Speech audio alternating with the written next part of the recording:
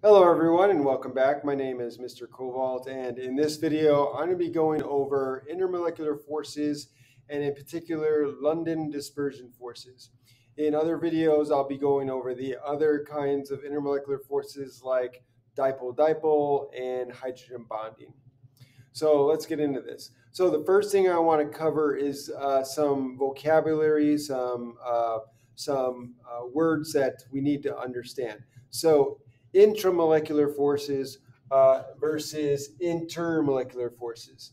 So intra means inside. So intramolecular forces are going to be the forces that are holding together atoms that are inside a molecule or a compound. So these would be things like ionic bonds and covalent bonds. So those are the electrostatic forces, the interactions that are holding atoms together to form a compound. So you have sodium chloride, those are your electrostatic forces between the charged ions that are holding that substance together, that compound together.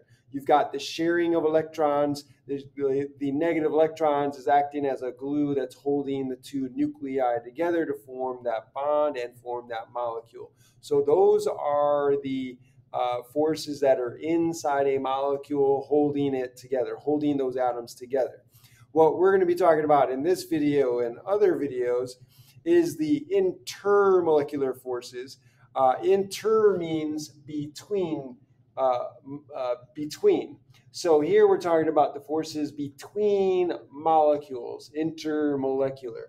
So these are the attractions or repulsions which act between neighboring molecules. So when the molecules are close together, there's an interaction between them, attractive force or repelling force that's interacting between molecules.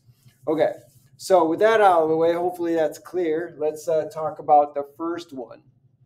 So the first one is called London dispersion forces, or LDF for short.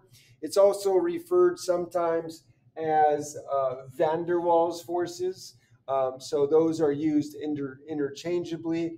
And so what are these forces? So the London dispersion forces are temporary dipoles. What do I mean by that? We talked about a dipole being kind of like a separation of charge where you have a plus charge and a minus charge. You have a partial negative and a partial positive charge, and that creates a polarity in the molecule or polarity in the bond. And so here we're talking about a dipole or a polarity that is temporary or instantaneous.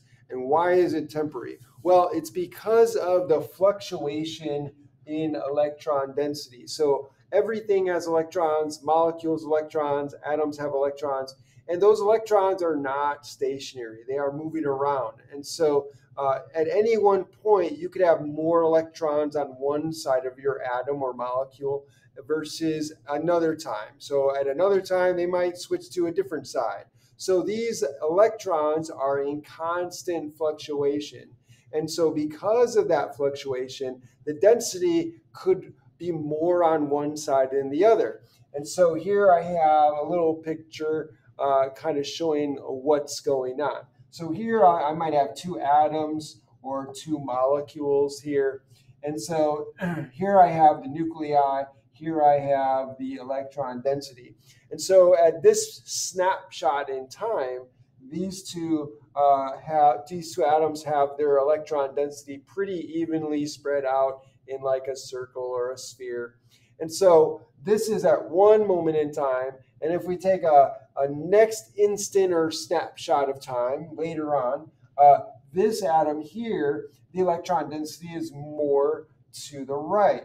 So here, now the nucleus is there, and you have more electron density on this side of the atom. So this creates a polarity. You have the positive nucleus over here with little electron density, and you got a lot of electron density over here. So you got a partial positive side of your atom, and you've got a partial negative side of your atom. So what is that going to do to the neighboring atoms? Atoms are fairly close to each other. So here you have an atom, your neighboring atom, and your neighboring atom is going to be influenced by its neighbor. So since there's a partial negative side here, then these electrons, the electrons in here, are going to react. How? Electrons are negative. If we have negative charges here, then opposites attract, but same charges repel. So then what's going to happen? These negative electrons are going to be repelled by these negative electrons, and they're going to shift or fluctuate to this side. And then all of a sudden, in this snapshot, now you have the electron density of this atom on this side. And then that causes the electron density to shift over to the opposite side of its neighbor. And now it has a polarity. So you got a partial positive and a partial negative where you have most of the electron density. So what happens when that happens? Notice you on this side you have a partial negative, and then here you have a partial positive. There you're going to have an electrostatic attractive force that's going to form. So here's your electrostatic attraction, and so this is your temporary dipole. So you have a temporary dipole here and here. Why is it temporary? Because again, these electrons are not are not static. These electrons are always moving around. So this electron density at any instant can flip or switch to a different side. And so once that happens, then this will go away and it'll form attractive forces or London dispersion forces with other neighbors. So these are very temporary, and they're also called instantaneous dipoles as well. So they induce, or they're also called induced dipoles. Why is it induced? Is because one atom causes or induces a dipole in another atom or molecule, and then once those two dipoles are there, then you have the attractive forces formed. And so these are very, again, they're weak. These are the weakest kinds of forces because they don't last very long at all, but they are there. This is one of the reasons why, or this is the main reason why things like oxygen gas, nitrogen gas, things like that, that when you lower the temperature enough and you bring them to a much lower temperature, you're slowing down the molecules so that they can come together.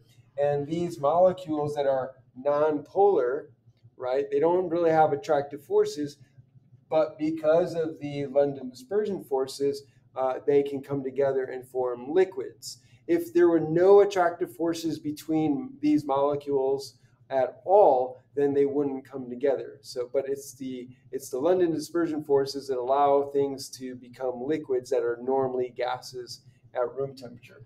And so, examples of things that have London dispersion forces are things like the hydrogen molecule H2, I2, CH4.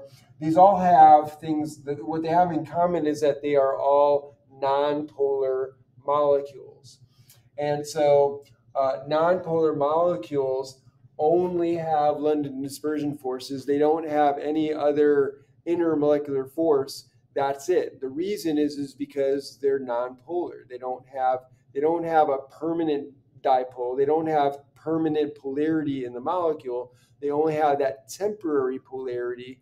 And so therefore they're only going to exhibit London dispersion forces. However, it's important to know or keep in mind that all molecules, all atoms have London dispersion forces because they all have electrons.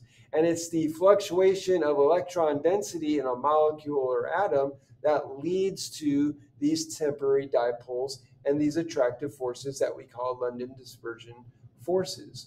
And so because it's due to the fluctuation in the electron density, the more electron density you have, the more electrons you have, the greater the fluctuation and the greater the polarity and the attractive forces. And therefore, the larger London dispersion dispersion forces you will have.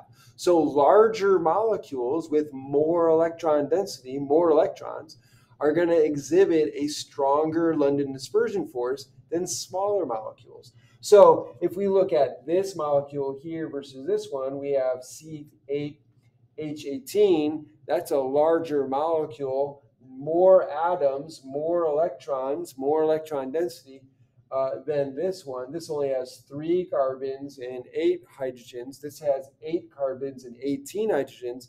So we would expect that this molecule here would exhibit stronger London dispersion forces than this one. So again, larger molecules, larger atoms are going to have more electrons, more electron density, and therefore more fluctuation, and therefore larger temporary dipoles, and therefore stronger attractive forces between them. And that's what we call the London dispersion forces.